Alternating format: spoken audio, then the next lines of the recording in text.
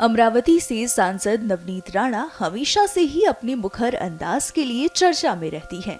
इस बीच बुधवार देर रात नवनीत भाजपा की राज्य इकाई के प्रमुख चंद्रशेखर बावनकुले की मौजूदगी में नागपुर में भाजपा में शामिल हुई।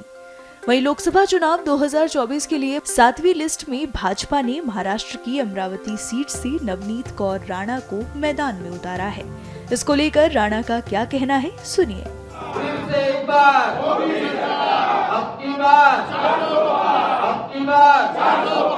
इंडिपेंडेंट एमपी करके जब 2019 में मैं चुन के आई और नेशनलाइज पार्टी ने एक व्यक्ति पे इतनी बड़ी जवाबदारी देना और इतना बड़ा विश्वास करना, वो यही दर्शाता है कि ग्राउंड लेवल पे जो काम करता है, मट्टी में रह के लोगों के लिए जो खड़ा रहता है, लोगों के उम्मीदों के साथ उनके साथ हाथ में हाथ डाल के खड़ा रहता है, उसके पीछे देश के प्रधानमंत्री जी, गृह मंत्री नड्डा साहब, देवेंद्र फडणवीस जी, हमारे बावनकुले साहब ये दिखाते हैं जो लोगों की सेवा करेगा उसके पीछे भारतीय जनता पार्टी और हमारे देश के प्राइम मिनिस्टर जी खड़े रहेंगे। तो इनका दिल से मैं बहुत बहुत धन्यवाद करती हूँ।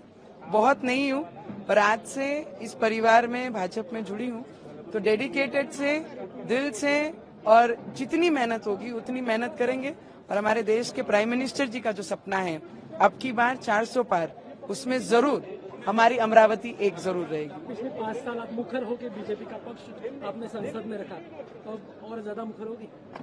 मुझे लगता है मेरी बात हमेशा ही मैंने बहुत खुले दिल से, और जो सही बात लगी, जो दिल से निकली और लोगों के हित में रही, वो हमेशा मैंने पार्लियामेंट हो या मंच हो या लोगों के बीच हो, हमेशा मुखर तरीके से रखी है।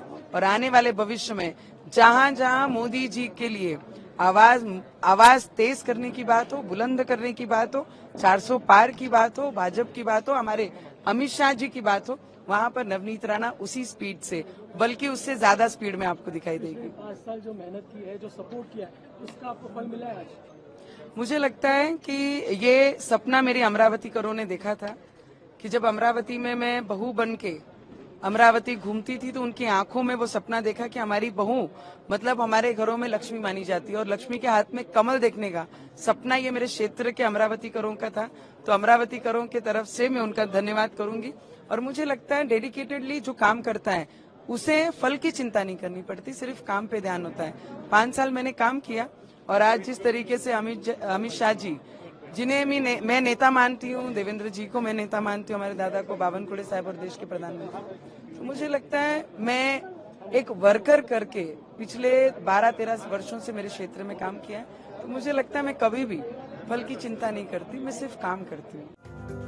आपको बता दें कि भारतीय जनता पार्टी ने लोकसभा चुनाव 2024 के लिए अब तक 407 सीटों पर अपने उम्मीदवारों की घोषणा की है। इससे पहले मंगलवार को पार्टी ने छठी लिस्ट जारी करते हुए 3 उम्मीदवारों की घोषणा की थी।